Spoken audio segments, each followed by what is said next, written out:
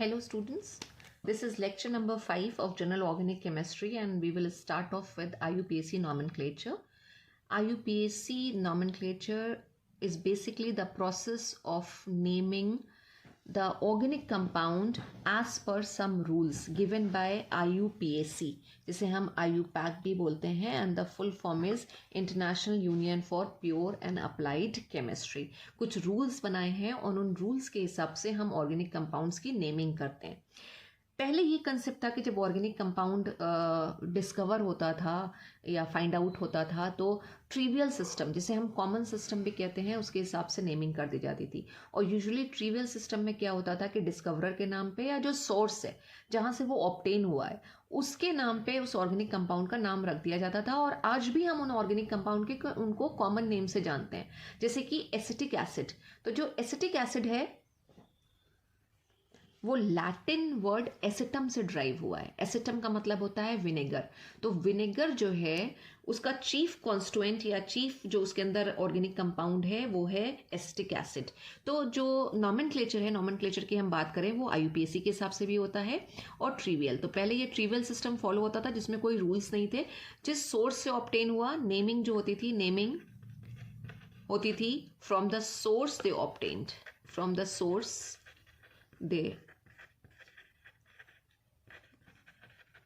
they are obtained, right? जैसे कि हम फॉर्मिक एसिड की बात करते हैं तो जो फॉर्मिक एसिड है ये ऑब्टेन होता है रेड एंट से. और ग्रीक वर्ड में जो रेड एंट्स हैं, रेड एंट्स, उनको हम बोलते हैं फॉर्मिकस. फॉर्मिकस, तो ये फॉर्मिकस से वर्ड आ गया फॉर्मिक एसिड, राइट?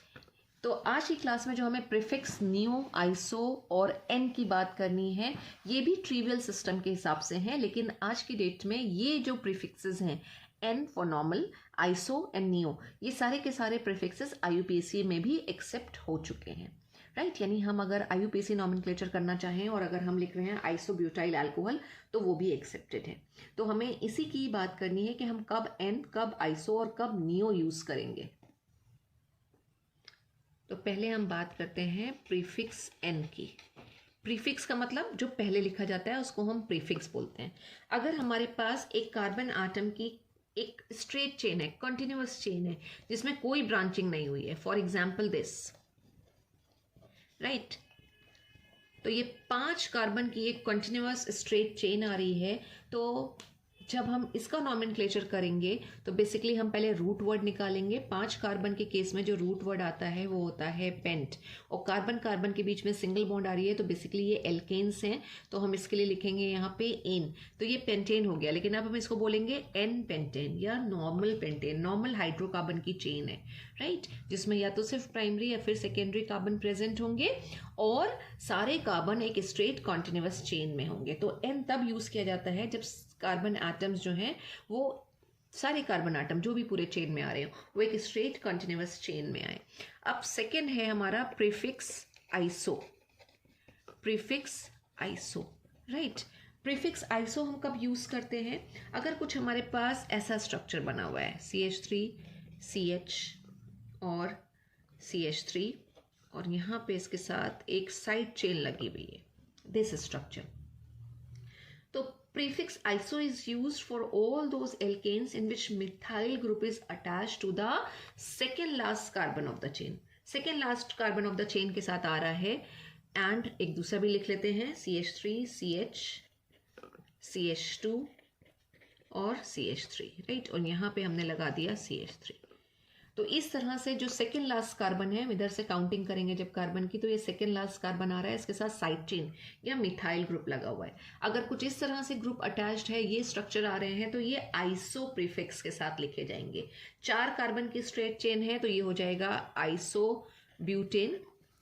4 कार्बन की स्ट्रेट चेन से मतलब है कि 4 कार्बन प्रेजेंट हैं इसके अंदर, जिसमें से 3 स्ट्रेट चेन में और एक मिथाइल ग्रुप जो है वो साइड चेन के फॉर्म में आ रहा है, राइट? तो ये हो गया आइसो ब्यूटेन का स्ट्रक्चर. और यहाँ पे 5 कार्बन है, इसमें से 4 ऐसे पेरेंट चेन में आ रहे हैं और एक साइड चेन में आ रहा है. तो this is the structure of isopentane. Isopentane, and you can see iso को हमने पहले जोड़ा है, पेंटेन से पहले लिखा है, तो ये प्रीफिक्स की तरह यूज हो रहा है आइसो. थर्ड हमारे पास है neo. neo, right? Neo prefix. Neo prefix is used for all those alkanes or paraffins in which two methyl groups, जैसे यहाँ पे एक मिथाइल ग्रुप था, now two methyl groups are attached to the second last carbon of the continuous chain. यानी अगर हमारे पास एक straight chain कुछ ऐसे आ रही है और ये इसका सेकेंड लास्ट कार्बन है, उसके साथ दो और चेन्स प्रेजेंट हैं या दो मिथाइल ग्रुप लगे हुए हैं, राइट? एक कंटिन्यूअस चेन हो गई है 3 कार्बन की और उसमें दो मिथाइल ग्रुप आ रहे हैं, राइट? तो ऐसा स्ट्रक्चर अगर हमारे पास आ रहा है तो इसको हम बोलेंगे नियो. नियो का स्ट्रक्चर है. वो कितने कार्बन है? 5 कार्बन है. तो 5 कार्बन के केस में हम पेंटेन यूज करते हैं, तो पेंटेन के साथ हम प्रीफिक्स लगा देंगे नियो. तो this is the structure of neo pentane. Neo pentane. और सेम वे अगर हमारे पास कुछ ये स्ट्रक्चर है,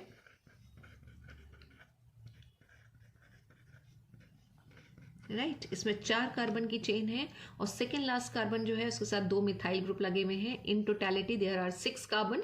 6 कार्बन के केस में हम इसको बोलते हैं हेक्सेन. ये जो हमारे पास पैराफिन या एल्केन आ रहा है ये एक हेक्सेन हो गया. और इसमें हम लगा देंगे यहाँ पे वर्ड नियो. तो ये बेसिकली नियो हेक्सेन का स्ट्रक्चर है, नियो हेक्सेन. अब इसी में हम क्या कर सकते हैं? फंक्शनल ग्रुप भी यूज कर सकते हैं. जैसे अगर हमसे कहा जाए आइसोप्रोपाइल अल्कोहल का स्ट्रक्चर बनाने के लिए, तो आइसोप्रोपाइल अल्कोहल का स्ट्रक्चर हो जाएगा, यहाँ साइड में बना देते हैं, आइसोप्रोपाइल अल्कोहल. आइसोप्रोपाइल अल्कोहल का ये स्ट्रक्चर आएगा. आइसोप्रोपाइल अल्कोहल का मतलब ये हुआ कि जो फंक्शनल ग्रुप है अल्कोहल या OH, ठीक है, वो सेकेंड लास्ट कार्बन के साथ लगा होगा और टोटल जो कार्बन होंगे चेन में वो होंगे 3.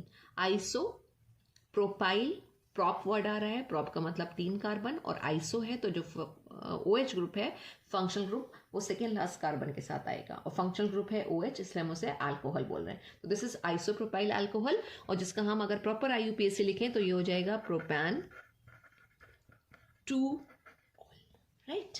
तो this is about the prefixes N, iso and neo. So as per these prefixes also we can name the organic compound.